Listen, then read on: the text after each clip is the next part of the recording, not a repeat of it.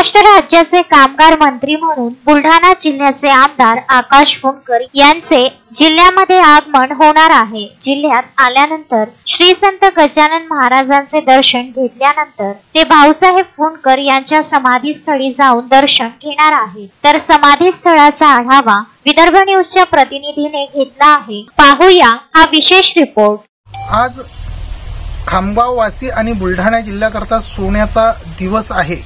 सध्या आम्ही जनसंघ, राष्ट्रीय स्वयंसेवक संघ आणि भारतीय जनता पक्षाचे ज्येष्ठ नेते स्वर्गीय भाऊसाहेब फुंडकर यांच्या समाधीस्थळी आहोत। आपण येथे पाहू शकता की येथे त्यांची समाधी आणि त्यांचा पुतळा आहे। तसेच त्यांनी जे कार्य केलेले आहेत त्या कार्यांची त्यांची संपूर्ण इथं रेखीव काम सुद्धा हे लिहिलं गेलं आहे की त्यांची राजकीय कारकीर्द काय होती आणि त्यांनी कोणकोणती महत्त्वाची कामं केलेली आहेत त्या कामांचा सुद्धा येथे लेखाजोखा आहे। तर आमदार आकाश फुंडकर यांना पहिल्यांदा मंत्रीपद मिळालेलं आहे आणि ते स्वतः येथे सर्वप्रथम भाऊसाहेबांचे समाधीला दर्शन घेण्याकरता येणार आहे। त्यांच्या समाधीला आपण पाहू शकता की कशा सुंदर प्रकारे फुलांनी सजवल्या गेलेला आहे।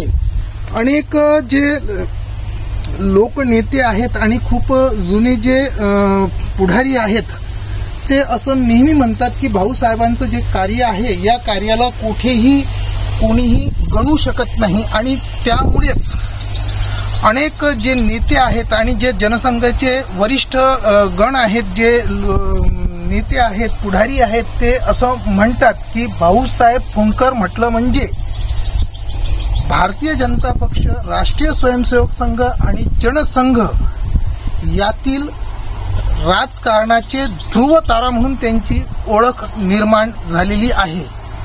त्यामुळे त्यांचे कार्य हे नेहमीच जनतेला उत्स्फूर्त आणि प्रेरणा देणारे असतात। तर महत्त्वाची गोष्ट ही आहे की यावेळेस जेव्हा आकाशदादा फुंडकरांना मंत्रिपद मिळालं त्यांचं अनेक जागेवर स्वागत होत आहे आणि शेगावच्या संत गजानन महाराजांचं दर्शन घेतल्यानंतर ते सर्वप्रथम येथे येऊन भाऊसाहेबांच्या समाधीचं दर्शन घेणार आहेत। महेंद्र मिश्रा, विदर्भ न्यूज, बुलढाणा।